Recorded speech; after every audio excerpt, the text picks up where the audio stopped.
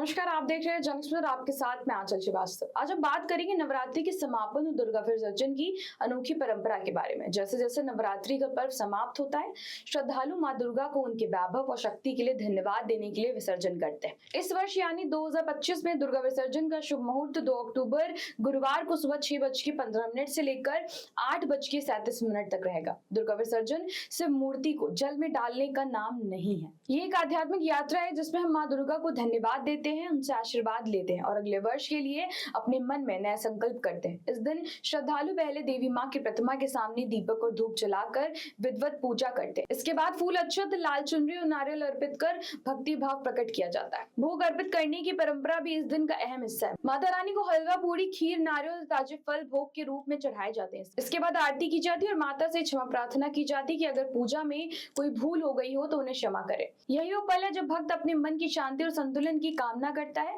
और फिर आता है सबसे भावपूर्ण पल, माता का विसर्जन। जल से भरा कलश लेकर श्रद्धालु माता की प्रतिमा को जल में विसर्जित करते हैं। अगर आपके पास नदी या सरोवर नहीं है तो घर पर ही गंगा जल से स्नान कराकर माता को विदाई दी जा सकती। ये परंपरा हमें सिखाती है कि भक्ति और श्रद्धा का महत्व किसी स्थान से बंधा नहीं। पश्चिम बंगाल और पूर्वी भारत में दुर्गा विसर्जन के पहले महिलाओं की एक अनोखी परंपरा निभाई जाती। इसमें सिंदूर खेला जाता है, महिलाएं एक दूसरे को सिंदूर लगाती और इसी तरह मां दुर्गा को विदाई दी जाती। इसे सौभाग्य और समृद्धि का प्रतीक माना जाता है। दुर्गा विसर्जन के दिन सामूहिक आरती और ढोल नगाड़ों के साथ माता की प्रतिमा को विसर्जन स्थल तक ले जाने का उत्सव देखने योग्य होता है। ये एक धार्मिक अनुष्ठान नहीं है बल्कि समाज में एकता, भक्ति और उत्साह का संदेश भी देता है। अब बात करते हैं दशहरे की। दशहरा या विजयदशमी बुराई पर अच्छाई की जीत, विजय का प्रतीक है। धार्मिक मान्यताओं के अनुसार इसी दिन भगवान श्री राम ने रावण का वध किया था और माता सीता को अयोध्या लेकर वापस आए थे। यही कारण है कि पूरे देश में इस दिन